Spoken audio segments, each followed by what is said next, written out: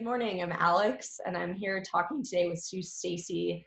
She's a powerful contributor to the early childhood field for more than 35 years now. Sue has worked as an early childhood educator, program director, consultant, and in her current role as a pre-service teacher, educator, and supervisor. Her teaching and scholarship are grounded in Emergent Curriculum, which is a lot of what we will discuss today. She's also written about reflective and inquiry-based practices and pedagogical documentation. I was drawn to Sue's books as a practicing teacher. I recommend these books to my students because they're really practical, they're rich with classroom anecdotes, and they serve as a guide for teachers who are either looking to begin or deepen their practice, their engagement with emergent curriculum with the children they work with. Sue and I are recording this sort of conversational interview via web conferencing software in the midst of COVID-19. Our universities are closed.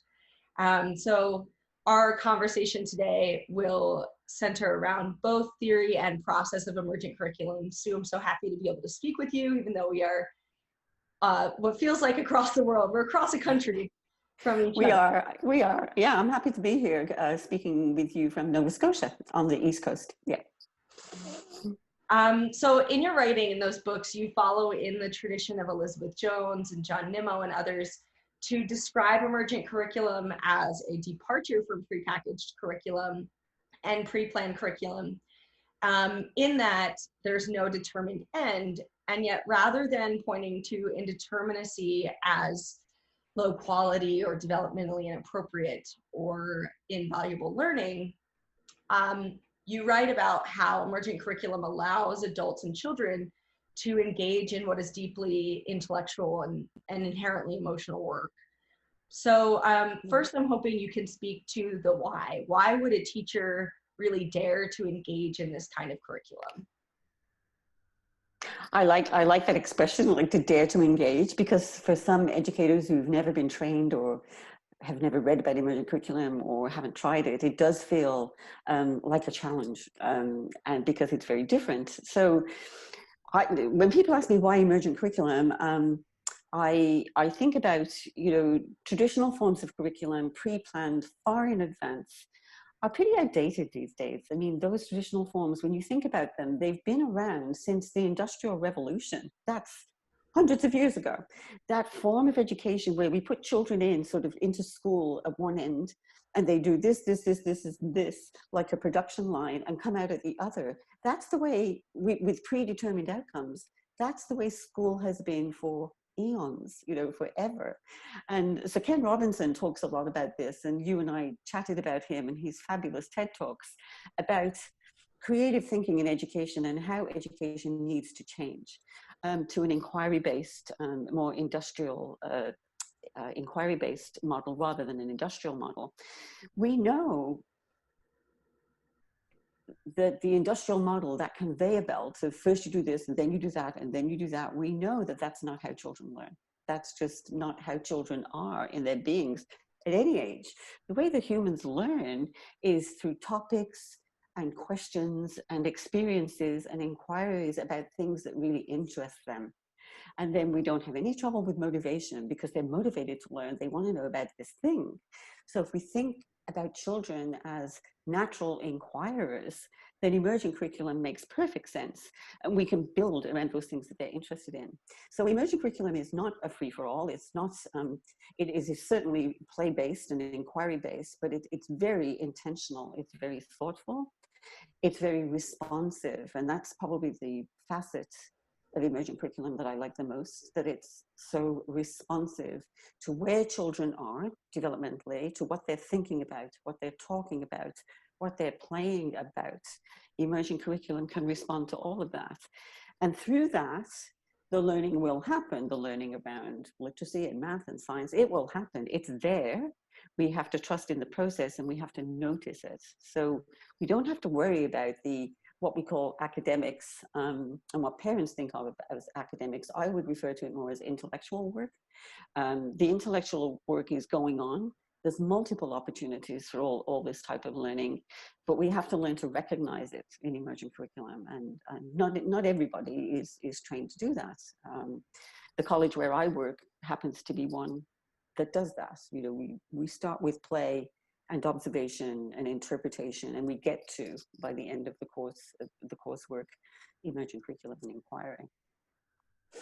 So it sounds like this is different than observing and using what is emerging from children's play as means to incorporate the pre-planned objectives. Yeah, it's not a means to incorporate pre-planned objectives. It's a means to, we do all those things. We observe and we take notes and we reflect and we talk with each other as educators about what's happening in the classroom, and we have to have a system for that. But the planning looks different because it's, you don't have preconceived outcomes. You know, you're not looking at the children playing and saying, oh, I could turn this into a study on this. You know, you don't have, that would become thematic, which is very outdated now. And so we look at it and say, instead, and we're looking at their play and we're thinking about, okay, what are the children thinking about? When I listen to them and I'm watching them, what are they thinking about? What are their strategies? What are their ideas? What are their theories? Young children have theories. They have theories about how the world works. And we're trying to get at, what are their theories about this? And that's our starting point.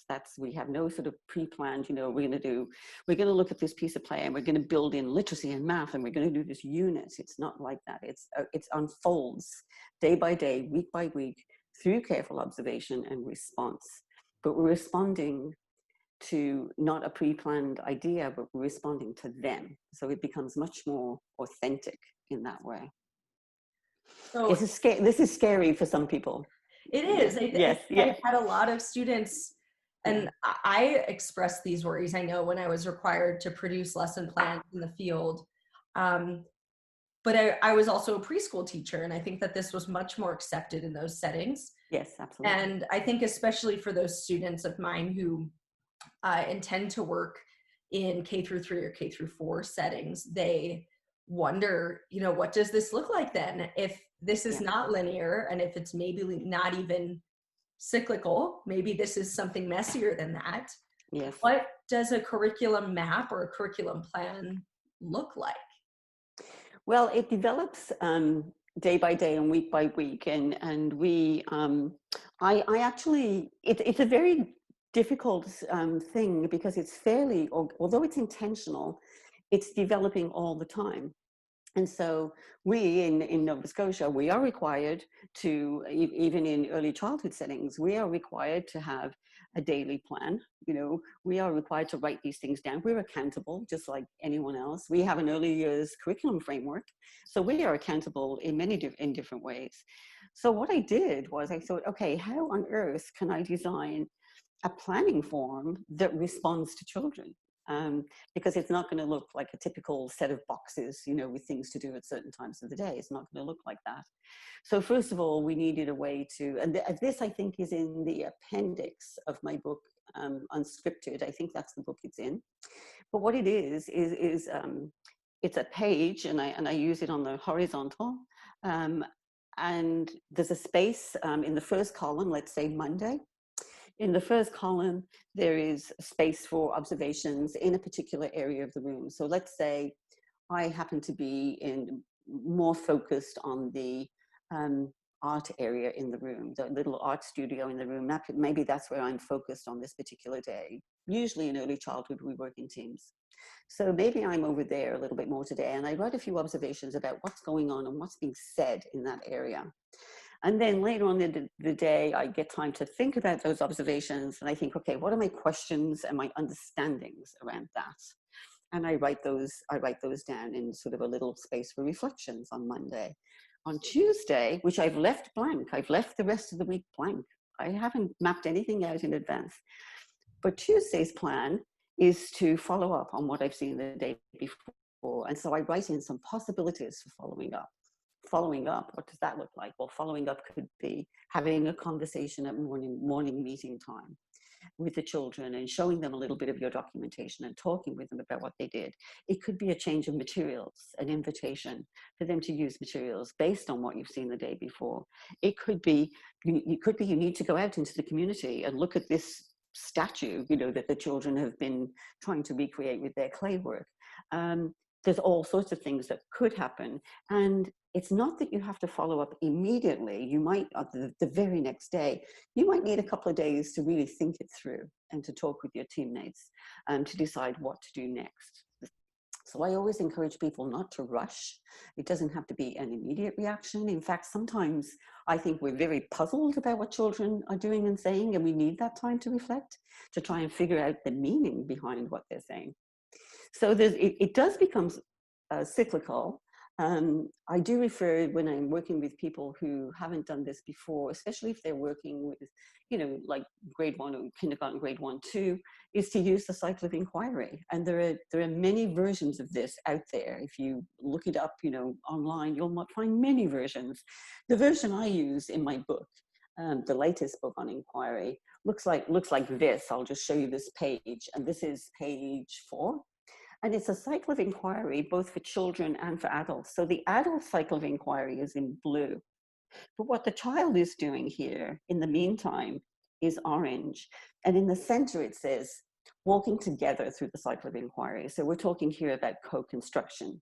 And in this chart, when you get to look at it, you'll see little arrows that connect the children and the teachers so that they're sort of walking together through this process.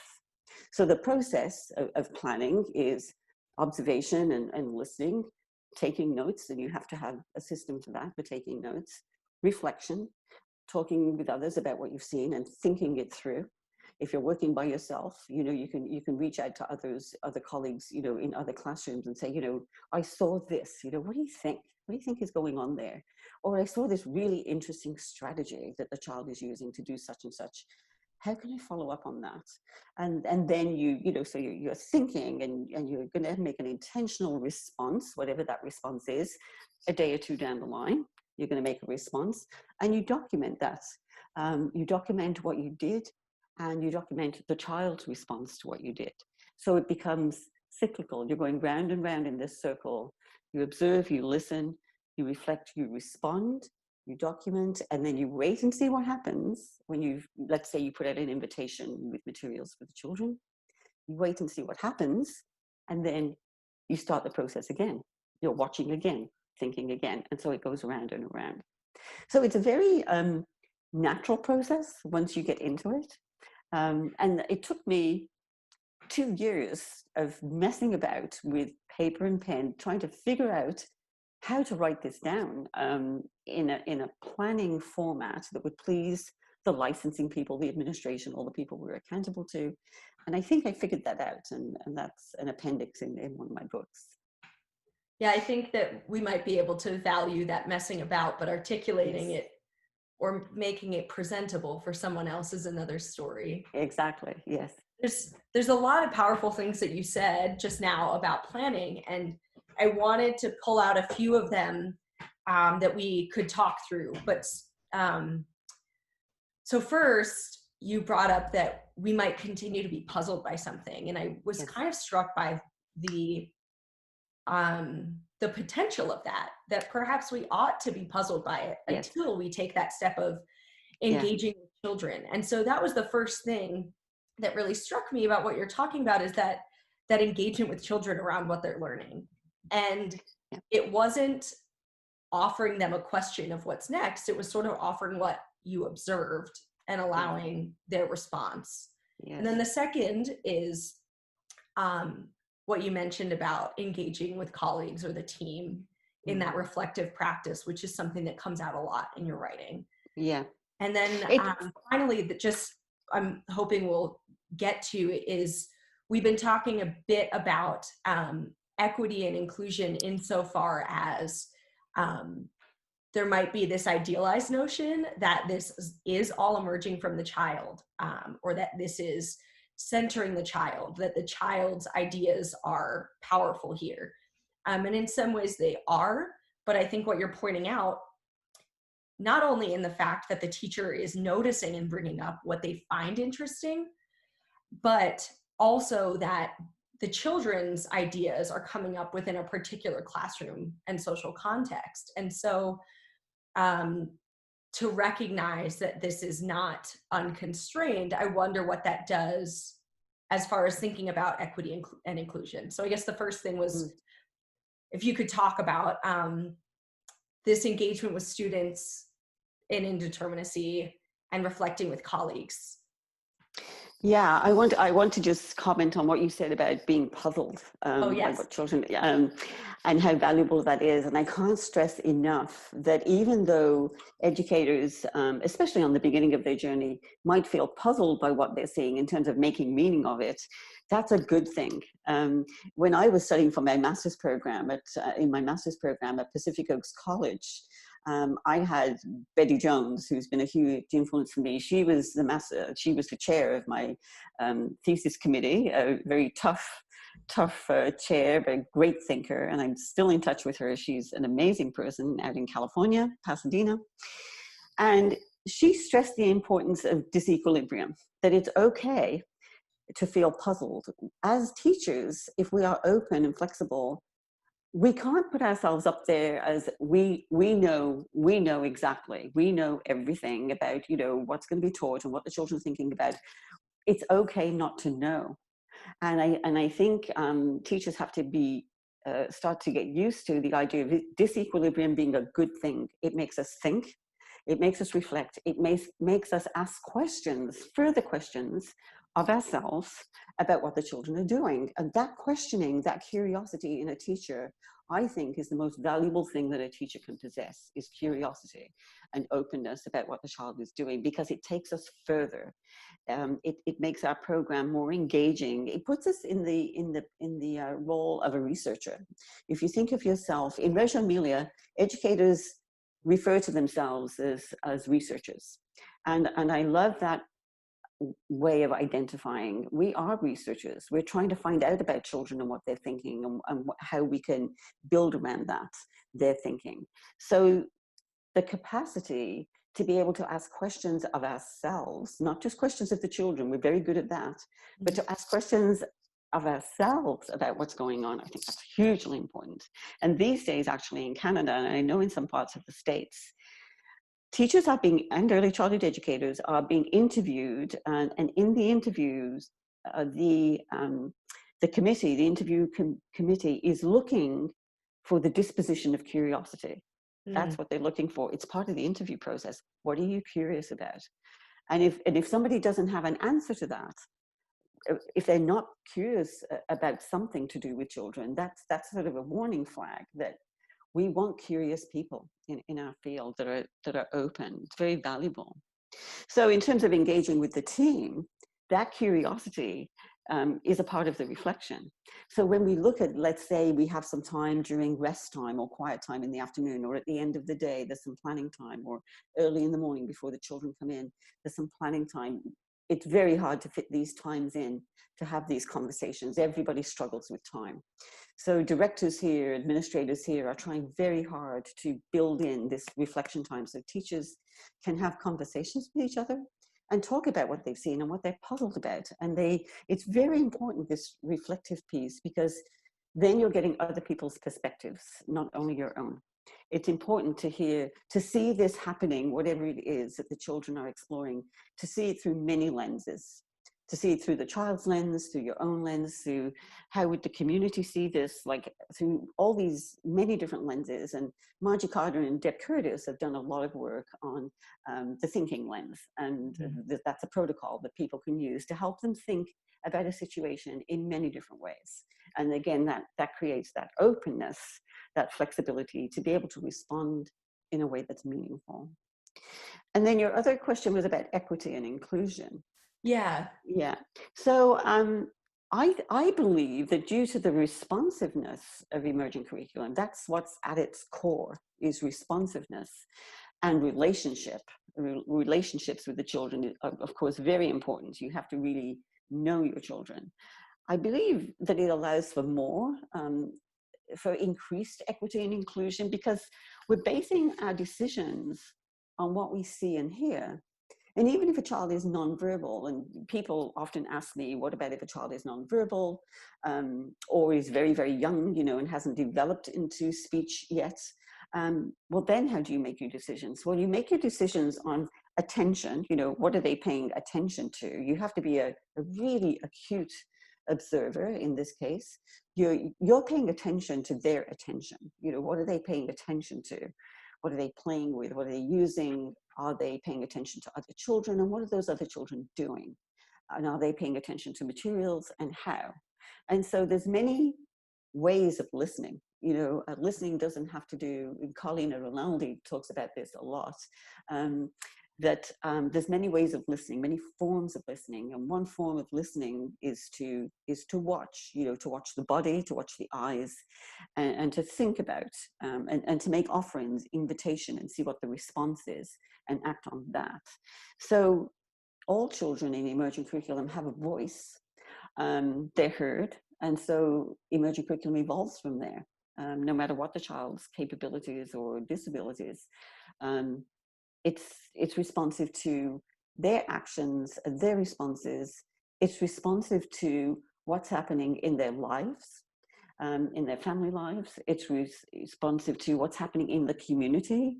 With all the grades, we see children responding to what's happening in the news, especially these days. There's some amazing, incredible, disheartening things happening in the news, and young children are hearing this. We can think as much as we want that they don't know about these things. They don't know about racism and bias, that they, you know, that they're not noticing, but they're hearing these conversations. They see it on the news. Of course they know. And children are going to have opinions about this, and they're going to have questions. Of course they are. And we have to honor those, and we have to go there and not be afraid. And I refer to this in my book as brave spaces, you know, going into these brave spaces in collaboration with the child and their family, you know, having conversations with parents to make sure that their opinions about community events, world events are heard before you proceed. And then you feel, you know, supported in your investigation with the children. For instance, in Reggio Emilia, I was just saying to you before we went to our recording, that in Reggio Emilia, in Italy, they are very unafraid of going to where the children are. So if something is happening in their community, and this has happened in Reggio Emilia, there was a bit of it's a beautiful, quite wealthy city, but they had a bit of a crime wave some years back. And the children, young children, 4 or 5 years old, were hearing about this at the dinner table, overhearing what's going on TV. They heard people talking about it. And the children were investigating crime and pretending to be criminals and burglars, and you know, talking through what happens when you commit a crime. Then the police, in their play, you know, this all came out in their play, then the police would come and would arrest them and take them to jail, you know, and all of this was going on in play. Now, that would make many of us very uncomfortable, you know, to see that kind of play. But in Reggio Emilia, they are not afraid. They have umpteen parent meetings. Their parents, I must say, do engage with them, and they're very fortunate in that way.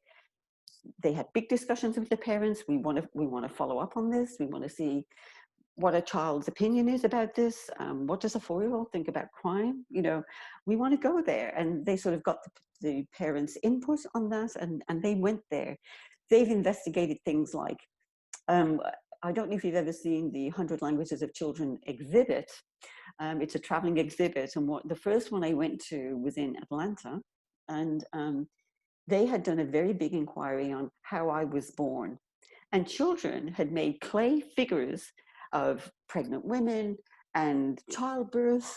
And, you know, it's things that we in North America probably wouldn't touch with a 10-foot pole, you know, because we would be terrified of what could come out of that. But they went there. And I'm not suggesting that we all suddenly do that. You know, this is something that you would have to discuss within your school community, amongst yourselves as teachers, everybody's comfort level. Certainly you would need parent input, which they had.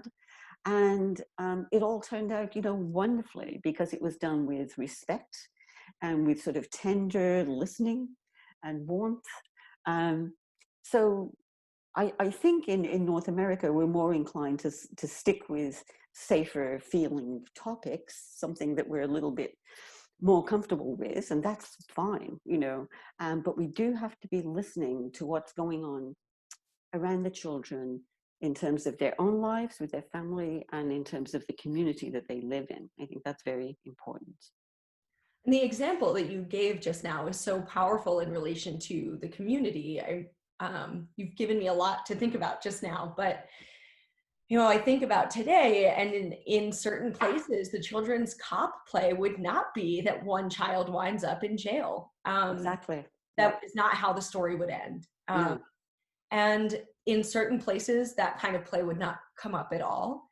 Right. And when you're talking about part of equity and inclusion being this responsiveness at the micro level, responsiveness to the child's interests, but there's also this, I guess, like macro level or stepping back as well, where the response to nationwide or statewide or even within a local education agency, the response to perceived inequity might be, we need to make sure every child has the same experiences, right? We need to make sure that they have an environment with these standards and a teacher with these specific competencies, and that will, in a sense, save them from their community. And it won't save them. Yeah, I mean, there's the important point that in this kind of engagement, the teacher is not saving them from their ideas or their play or their context, but learning about them alongside. I was glad that you brought up Deb Curtis and Margie Carter, their book, The Reflective Framework. I might butcher this title, Reflective Framework. Mm-hmm. Well, they've got so many books, Reflecting Teachers' Lives or Reflecting Our Lives or something like that. It's a different one. It is. Okay. So it's a curriculum framework for reflective teachers, something like that. And okay, yeah.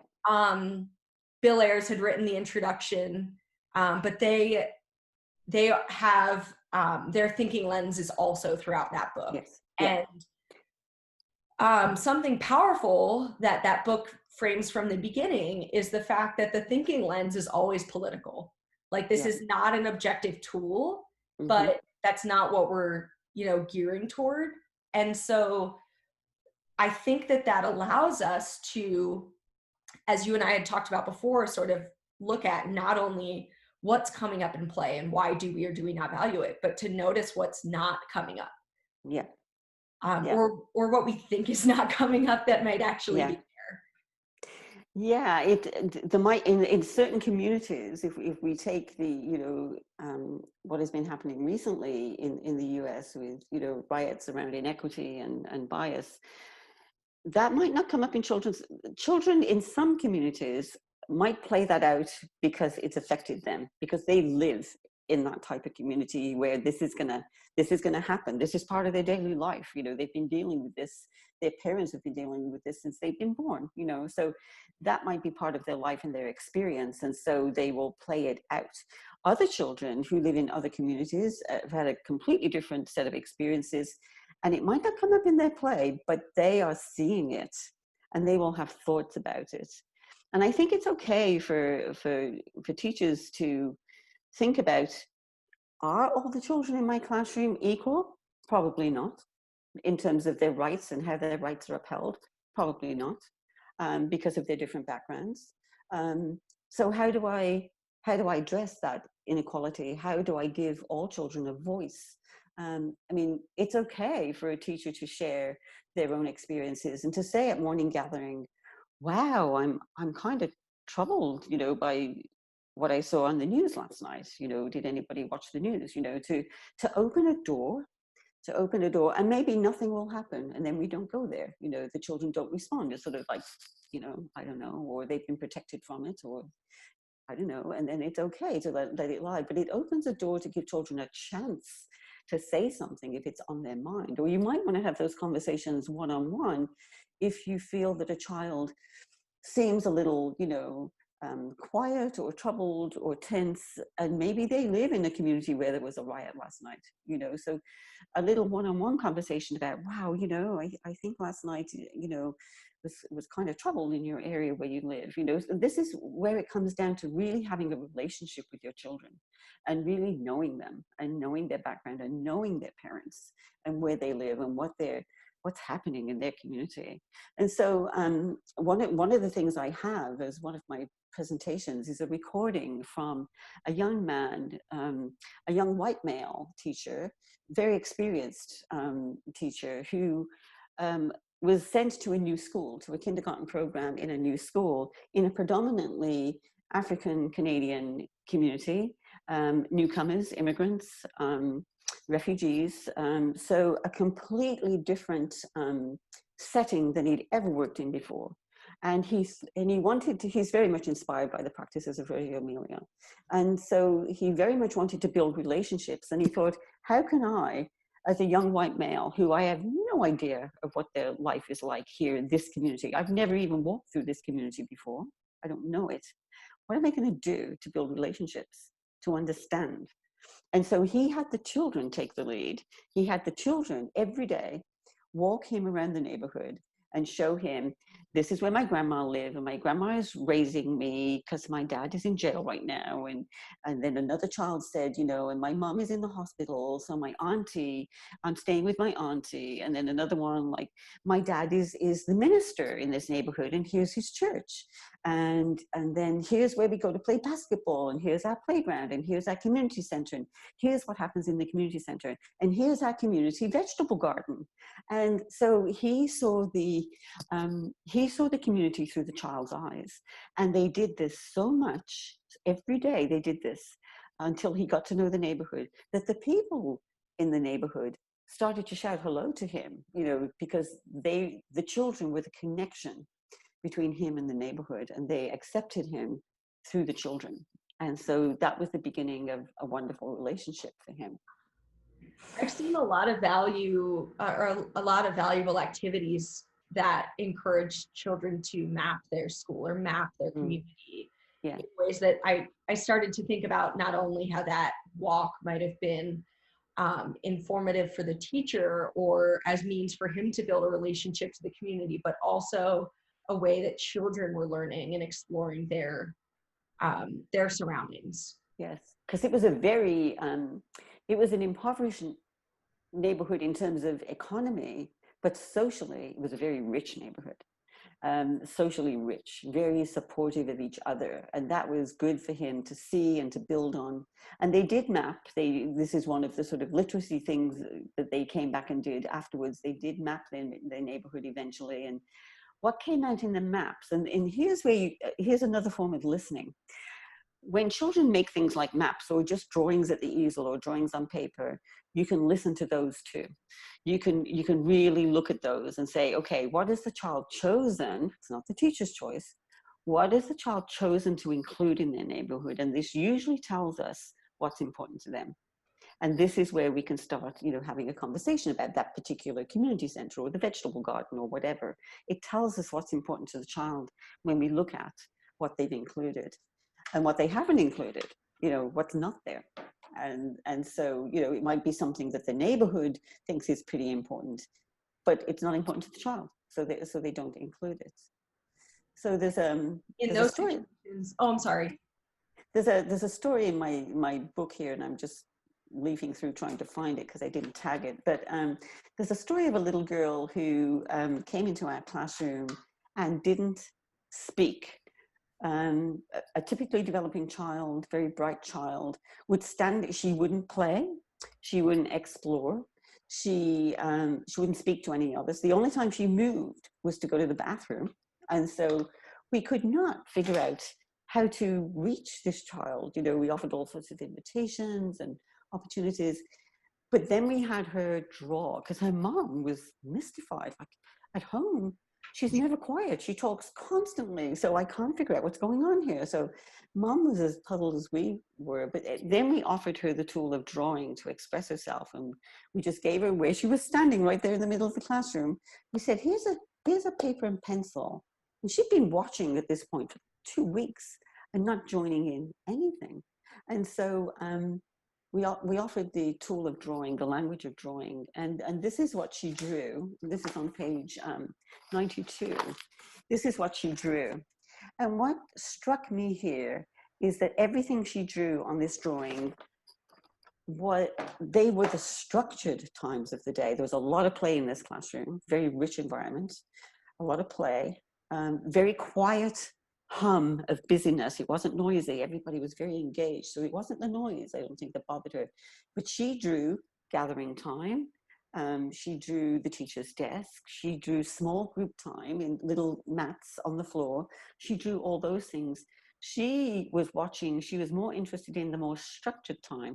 I think the play kind of overwhelmed her a little bit, and she didn't know how to enter it because it was so busy. And so we were able to help her with that by reading her drawing.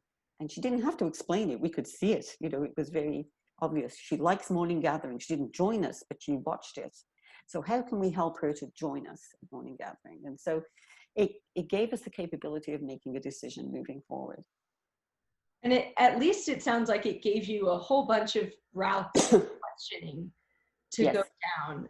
And, you know, one of the things that we've talked about sort of implicitly through this conversation, but more explicitly in prior conversations, is that inevitably what the teacher attends to are the things that they value, and they might not realize that they value. And this is something that Deb Curtis and Margie Carter and Bill Ayers articulate really well, that it is never apolitical, that we always have a philosophical grounding, but by realizing that, we have a little more power, at least, by engaging with it. Though, you know, I think about maybe given that prepackaged curriculums feel outdated, and we know that they don't meet the children's needs, to look at emergent curriculum as meeting everyone's needs without taking the many moments, I should have said, to attend to the way that the child is experiencing that, we don't know. Because for that child, it's clear that she wasn't experiencing the free play in that way. And it might have been as a matter of transition to school, but that might have been ongoing. I guess I'm thinking about the ways, for example, that certain children are prepared to participate in certain ways, or who are interested and rewarded in participating for certain ways. I remember I had a 3 to 4 year old classroom, and I brought them in at the beginning of the year, and I had all of these dreams about how they would ask for materials that they wanted, and I would help them implement their plans. And they were sitting there waiting for me to tell them what to do. Yes, and they had this expectation. It took months. And yes. And looking back, I thought, you know, at the beginning of the year, I didn't value that. I thought I needed to wait until they were ready to do that kind of in-depth learning. And I think in retrospect, I devalued the way that they were already participating, because I imagined that there was a more desirable outcome from a way that they participated with what I saw as more agency, for example. And so even if I said that I was valuing what emerges from the child, we always have our hopes and dreams and desires for the children. So absolutely, I guess as far as some maybe practical tools or questions for the teacher to engage in with their peers, but also with the children, how did you and your colleagues come to a space where you could be curious about that child's experience, not for the purpose of just like remediating, but yeah, I think our first impulse was to fix this. You know, what's going on here? Like she won't speak and she won't engage. So with materials, even by herself, and it was very mystifying. So there was that disequilibrium, because we were thinking, okay, how can we fix this? And so we would offer invitations. You want to come play with this, or these children are doing such and such. You want to come bake with us? You know, because her mom told us that she liked baking. So we tried all those things, and I think that was the first impulse. But then we sort of stood back. I think we have to learn to stand back and really see. And what we saw is that she didn't appear to be uncomfortable. She didn't appear to be afraid. She wasn't crying. She wasn't going through separation anxiety. She wasn't upset. She was very calm, and she was just very observant. She was just standing there watching everybody. And so that drew our attention to, okay, let's just slow down here. So she's very observant. What is she paying attention to? And so we could pay attention to that. And then how else? What's another way we can give her? How can we broaden her languages, if she's not speaking to us about what she wants to do, can she do it in some other way? So of course, in Reggio Emilia, they talk about the 100 languages of children and the 100 ways that children express themselves. And so some children express themselves through dance and through drama and through drawing and through art or through music. So we have to offer these different ways for children to express themselves. And one of the things that people ask a lot about emergent curriculum is how to really see children, how to see them. And you mentioned it when you say, you know, we have a certain set of expectations and values that we carry with us. And we're bringing that to the table. We're not blank slates any more than the children are. And so we come with our expectations and our beliefs and our values. And we have to know from the outset, no matter what kind of teaching style you buy into, we have to know what is our own personal image of the child. How do we see children? How do we understand them? Me personally, from a point of view, I think this should be a part of all coursework in early childhood education. What is my image of the child? And if you've got that, if you've got your image of the child, at least you know where you're starting. Do you believe that they are capable and competent? If that's one of your beliefs, how is that showing up in your program? What does that look like? How are you allowing for that to be exhibited, this capability, this confidence, this competence? How does that arise in your program? So you have to know your image of the child and make sure that your environment and your teaching practices reflect that. You can hold on to your values, and then you might think about, okay, what do I believe about how children learn? And if you have a sort of solid belief about that, what is that going to look like in the classroom? And the way that things are changing these days, you know, we can't prepare children with a bunch of facts on that conveyor belt, that assembly line. We can't prepare them with a bunch of facts to take forward with them, because facts in 5 years' time are going to be obsolete. So children, you know, society, technology is changing so fast these days. We're at warp speed. And especially with all the, you know, online capabilities that we have and all the online social media things that children are exposed to. So with things changing at warp speed constantly, teaching them facts isn't going to help, you know. So we have to think that through. Okay, so what helps in terms of, we have to help children learn how to learn. So that's what inquiry is about.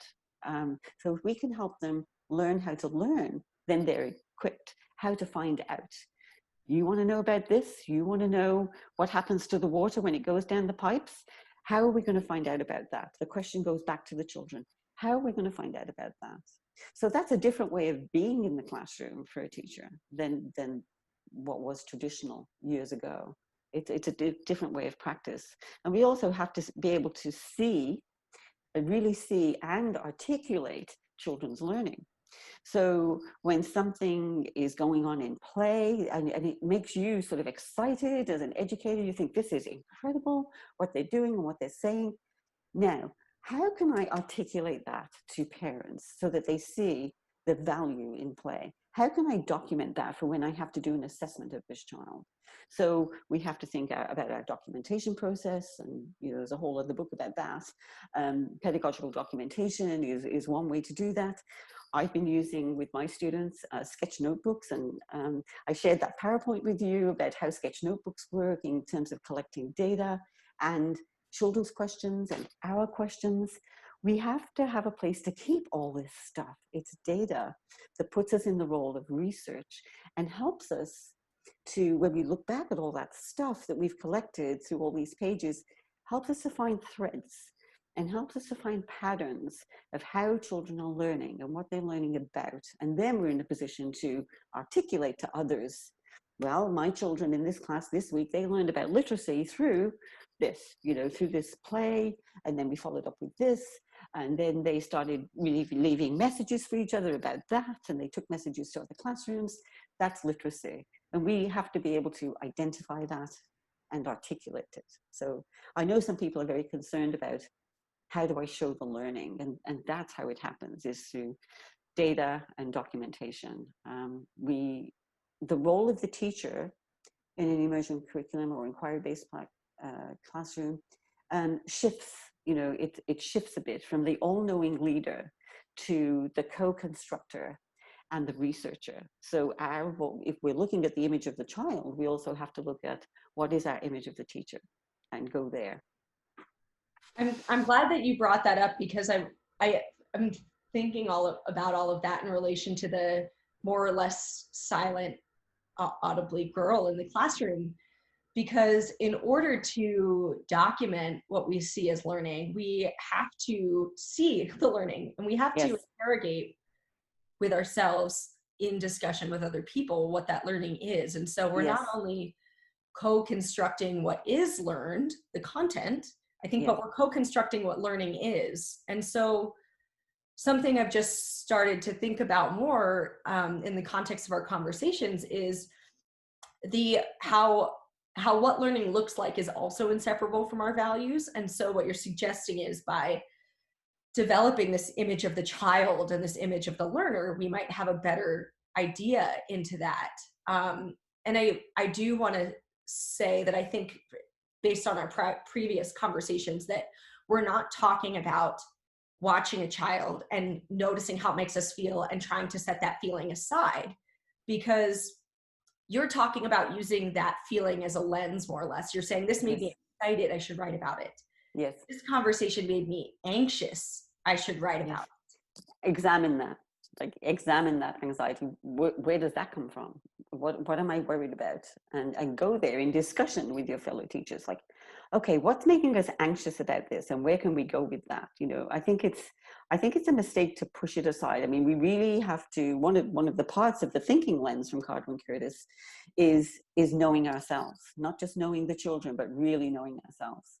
And once you're there, and that's solid. Okay, I tend to always notice this type of thing. So for me, for instance, speaking personally, I love watching children emerge into literacy. It's one of my favorite things to observe, and I tend to notice it. And I'm also a big user of the arts, and so I tend to gravitate to those things.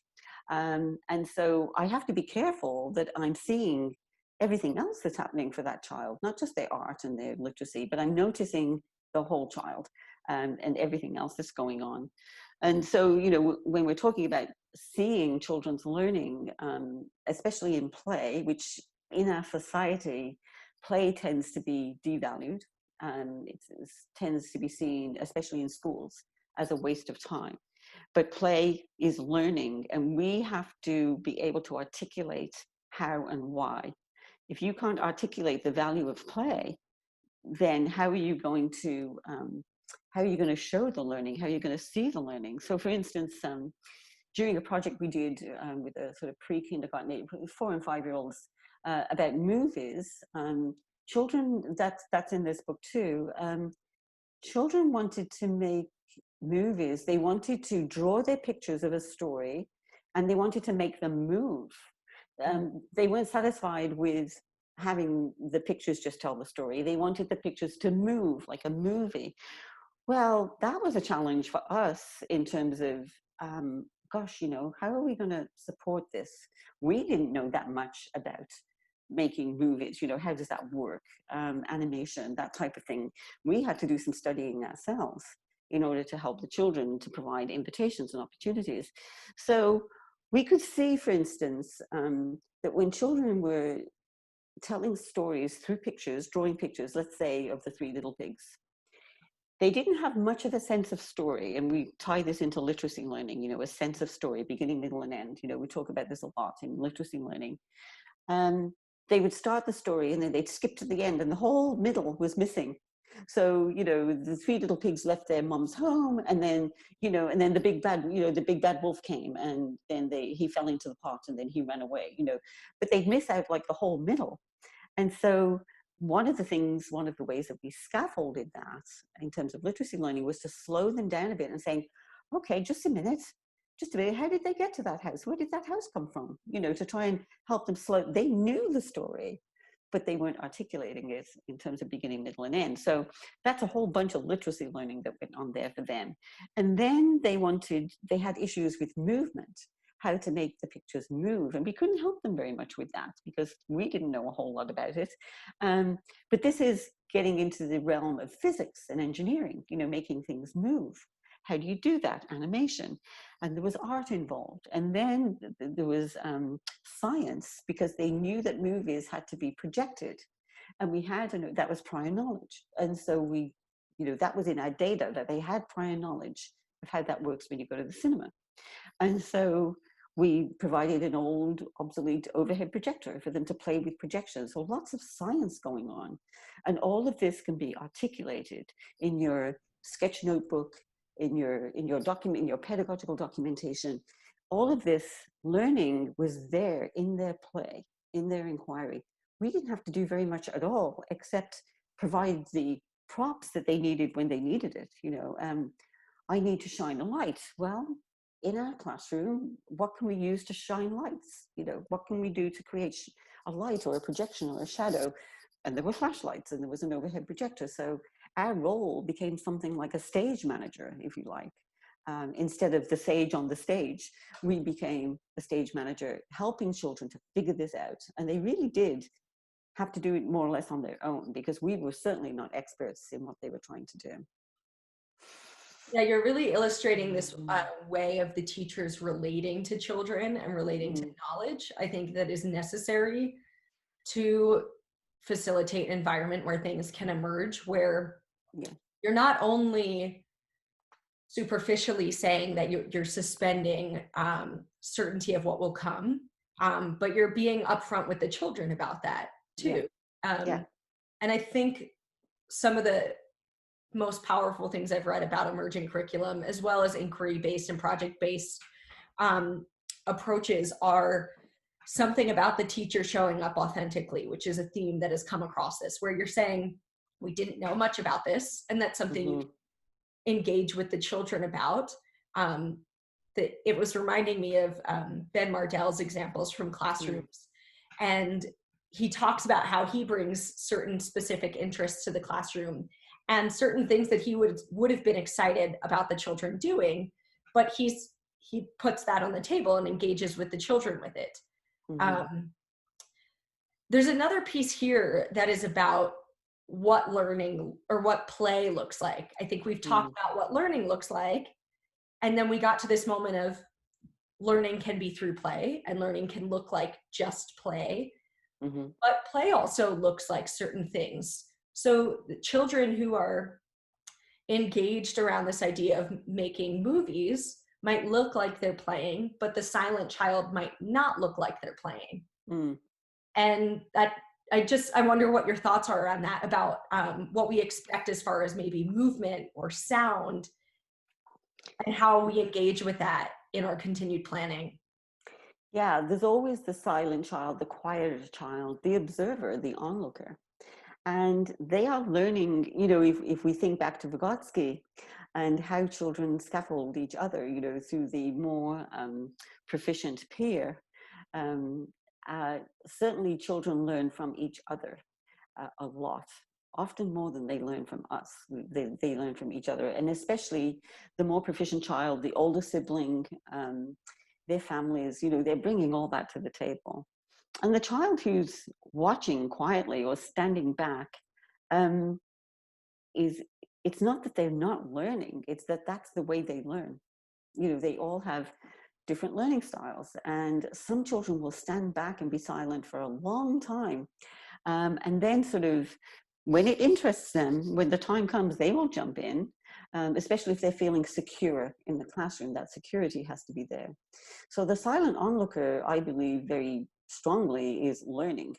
And of course, we like to see all children, be welcomed and join in and be engaged with materials and all the lovely plans that we've made. But some children, I was kind of like that myself as a child. I tended to stand back and watch. I was very shy.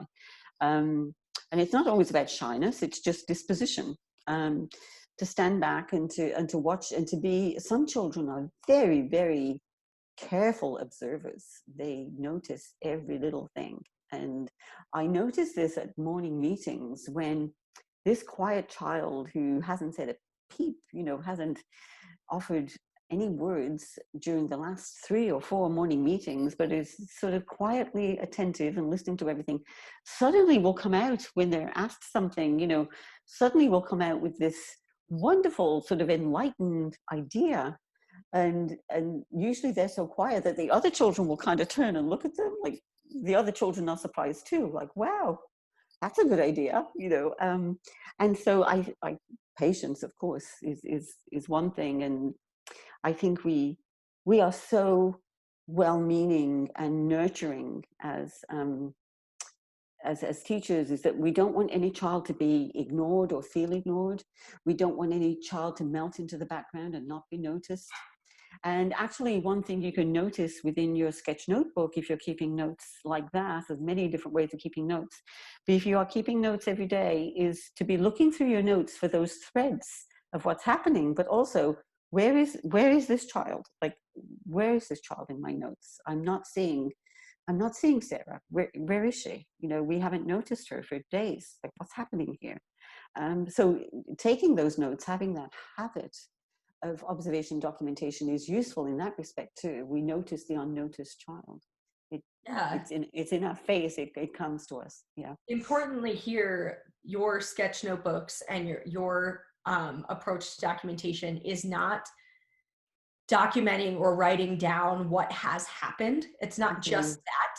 It Yes. sounds like you are supporting or encouraging that the method of documenting is a process of coming to those ideas and coming to those realizations. Yeah, it helps you on that journey. The documenting is a huge help in terms of reflection. When you know, it's all part of the same cycle. When you document, you are forced to reflect, because when you document, you'll be, you know, it can be a hot mess. It can be, your book can look, I mean, we're not talking about a neat and tidy process here. We're talking about jotting things down sort of on the spot, on the run, going back to think about them later. It can be very messy, and that's great. But getting down your questions, your ideas, the children's questions, the children's strategies, it'll be all over the place. There might be little sketches, there might be little bullet points, but all of that is great fodder for thinking, for reflection. And so, yeah, we're not just talking about the children in our sketch notebooks, we're talking about us too. And you start to see the two come together. You know, these children did this. I'm wondering, you know, here's my question about that. And then you talk with somebody else about it and you write down a few notes then. And so it's very, very messy. And I can show you how messy it is. You've seen this in the back of the book that called on inquiry. This is how messy it can get. I mean, this is all over. Yeah, this is all over the place. There's Post-it notes, there's scribbles. This is just up on a wall. This is on page 128 and 129. And I called this chapter Brave Spaces, because these teachers were uncovering an inquiry by these young children that made them uncomfortable. And to go there inquired them to be brave and to talk with parents. And in this mess of Post-it notes and scribbles are parents' questions and parents' ideas, and the cook and the director and other teachers from other classrooms, anybody who walked threw in their 2 cents worth about this tricky topic. And so that was a huge support for the teachers to see this mess of ideas and then start to look for threads and patterns. Okay, so we're seeing this question come up from the children over and over again, or it's in this line of thinking, and you start to connect these threads and a pattern emerges, and then you know how to make a decision and what to do. I love that you showed us that visual example of how it can look messy, and it will inevitably look different for each person. I talk with students about the work of Vivian Paley and her storytelling curriculum, for example, and she's searching for children's questions, but she was often recording all day and then transcribing. And we know that not only do teachers not often have that time, but are not compensated for that kind of time. And so I think it's encouraging to see that it can look like infinitely many ways, and that this is always an engagement with ourselves. So this piece about what is uncomfortable keeps coming up, and I think it also gives us a platform to see like those threads within ourselves. What am I consistently comfortable or uncomfortable with? I might have been more comfortable in working to understand this very silent child as opposed to the child who really looks like they aren't learning, they're running around, or you could see a child as not having joined the curriculum yet versus having rejected the curriculum. So this continual engagement around what we're seeing of the children, what the children are telling us, and our experience, I think, just gives us a platform for continued discussion. My understanding of the work in Reggio Emilia and of your work is that documentation is not just a place to articulate to outsiders the learning that has happened, but it is part of this ongoing process. It's an ongoing cycle. It's part of that cycle of inquiry. So that we mentioned at the beginning, it's part of that. So it's part of that whole reflective cycle. It's a tool for thinking. It's a tool for teacher thinking. So yes, I mean, this actually is not documentation necessarily for outsiders, for parents. This is documentation for in the classroom, for teachers to think about, to be looking at and thinking about and responding to, and taking some time with. And so what they did was, of course, after they'd found some threads, and they decided, okay, so we're going to follow this path over on this tangent, and we're going to try this. Then they started documenting in a more formal way that they would share with parents or with people in the community. But interestingly, this was up on the classroom wall inside the classroom, and it was surprising. And I'll just show you this picture to show you how much of the classroom, all the cupboards were filled, all the cabinets, the upper cabinets were filled with this kind of thinking from the teachers. So the lower drawings underneath the cabinets, that's the children's work, but the upper cabinets, that's all the teachers thinking. And what happened is the parents started to come into the classroom because they were fascinated by that messing about with thinking. The parents were fascinated with that. They wanted to see that. They didn't want to wait for the formal stuff that was sent home to them or put on the wall in the hallway. They really enjoyed this, and then they started adding their 2 cents worth, you know. So that was a very interesting thing to see, that parents really engaged with that messy stuff. I guess I have a final question that is related to that then. You know, this sounds great. And if I said, that sounds great, I want to do that in my classroom, and I now know that even parents can like it. That might have been a hesitance or my resistance before, was thinking that's not what parents want. But now I know all the benefits, and I know parents could be on board with this, but, you know, not in elementary school. Or do you have anything that you would say? Do you have students that share that anxiety around this won't work in a public school environment? Well, the students that I teach are going to be, they're early childhood educators. They are not, they are not going through elementary school education training. They are early childhood educators. And in Canada, not in all places in Canada, but in many places in Canada, somebody with, say, a BEd that's had a more traditional teacher training program works with an early childhood educator. They work as a team in the classroom. So you've got 2 people usually coming from completely different training backgrounds. And with the younger children, I would say pre-kindergarten, kindergarten, grade 1, they are able to come together to create a really inquiry-based classroom with time for play in the elementary school classroom. When you get into the upper grades, it's more of a struggle. There's more resistance to it from teachers at that level, because they are very much teaching to the test. And teaching to the test is something they don't like, but that they feel that they have to do. And this is where Sir Ken Robinson comes in, and his idea of what school should look like. And this is why I enjoy sometimes to refresh myself, when I'm losing hope that it's going to trickle up into the higher grades. I listen to Sir Ken, because he's not only extremely knowledgeable and this has been his life's work, thinking about an alternate way of doing school. What should school look like? But he's also very entertaining to listen to. He's also very funny and clever in his speeches. So I would recommend that people listen to him.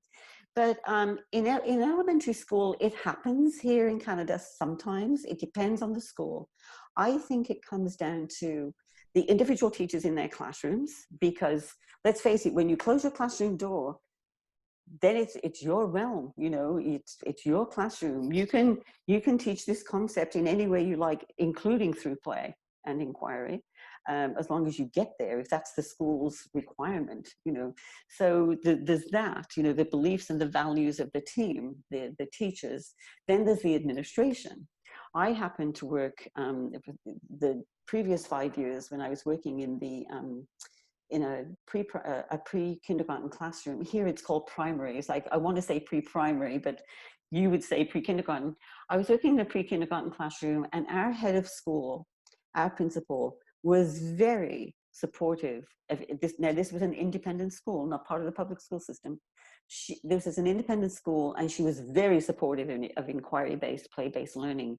And she was trying to get our program from our classroom trickling up into the higher grades.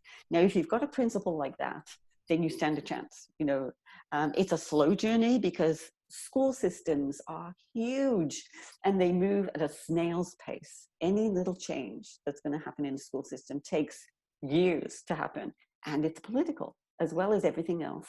It's political, it's economic, but teachers who really buy into this, no matter what grade level they're teaching, teachers who really buy into this approach and truly believe it and they value it, they find a way. They find a way to do it, even in a very rigid system. They find a way to bring inquiry into their classroom and to allow time for play. So that's very encouraging to see that. But I think it very much depends on the dispositions of the people involved. This, I feel like, leaves us on a hopeful note, given that we've sort of implied that through that self-inquiry with children that a disposition can be furthered or cultivated or changed, and that it is not necessarily that one needs to give up given the context that they're in, but rather to see where there's these moments of opening or possibility. Yeah, you're always looking for the windows, the windows of opportunity. So I have to do this, and I have to write these reports, and I have to do you know, there are all these expectations into goals and objectives. And okay, so rather than saying yeah but, you're saying yeah and, okay, so here's what I have to provide, you know, for the school system. That's, you know, that's just the way it is. I can't change that in my lifetime. So and what am I going to do about that? It's not what I believe in terms of how I want to teach. So how am I going to do this? And then be looking for those windows of opportunity.